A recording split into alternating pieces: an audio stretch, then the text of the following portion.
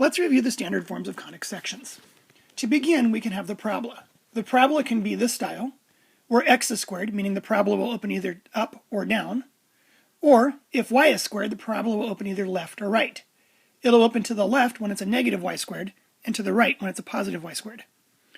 Next, let's look at the circles. The standard form for a circle is this.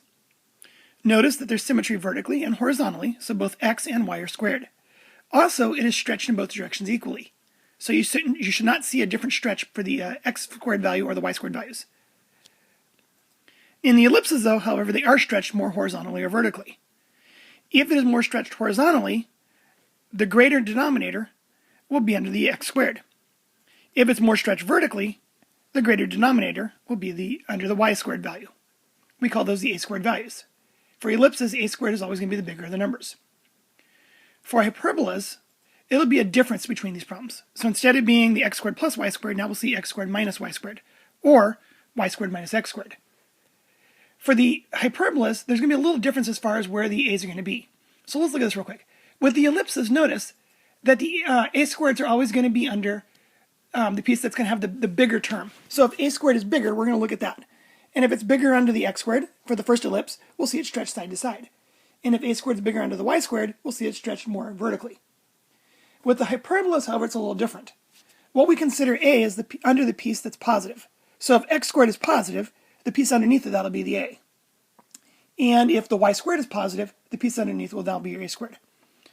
So for the hyperbolas, you're going to look at which piece is positive, and that's going to be the direction it opens.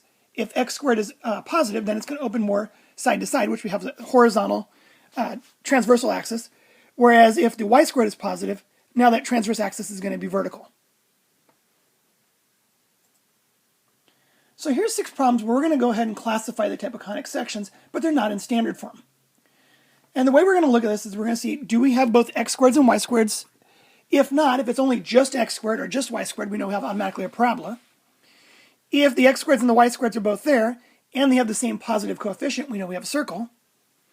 If x squared and y squared are there, but the coefficients are different but positive, then that's going to be an ellipse. And if one of the coefficients is negative for the x squared or y squared, we know we have a hyperbola. Now you got to make sure that you actually have it where everything's pushed to one side so that you can actually look and then identify. Alright, so let's go through. On number 1, when I look at it, the x squared and y squareds are already on the same side, but I see that we have that negative 2y squared. We have one that's a positive and one that's a negative. So that has to be a hyperbola. For the second example, x squared and y squareds are on the same side. They're both positive, but they're different. That means that they have different stretches, which means that one's going to be an ellipse. For number 3, initially it looks like they're both positive, except that the 5y squared is on the right-hand side of the equal sign. As soon as I move that 5y squared across, and I get 3x squared minus 5y squared, I'll see that we have one of them that's negative. So again, we have a hyperbola. Now for number 4, this sure looks like it's in the form of a standard form of an ellipse, except we look at the a squared and b squareds on the bottom and see that they're equal.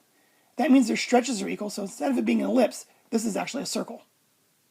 If we were to multiply by 2, we would get the quantity x minus 1 squared plus the quantity y minus 3 squared equals 2, which means the radius of the circle would actually be root 2.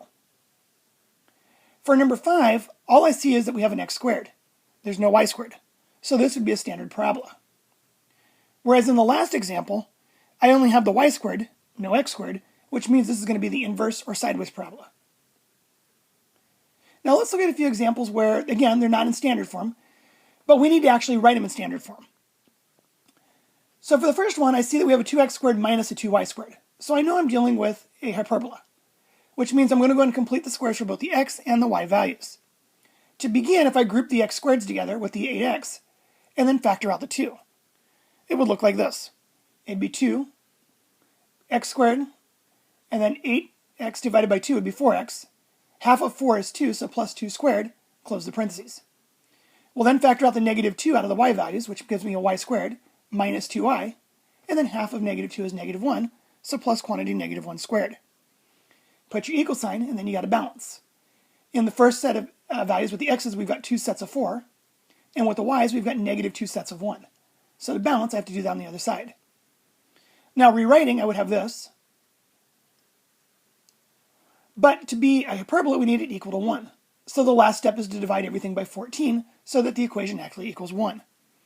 2/14 will become 1/7. Negative 2/14 will become negative 1/7, and then equals 1. So the standard form would be this, where the center would be at negative 2, 1, and because it is the x squared that's positive, it'll be opening side to side. For number 2, we have an x squared and a y squared. They're both positive, but they're different values, which means this is going to be our ellipse. So to complete the square, we will group the x's and group the y's and start factoring out.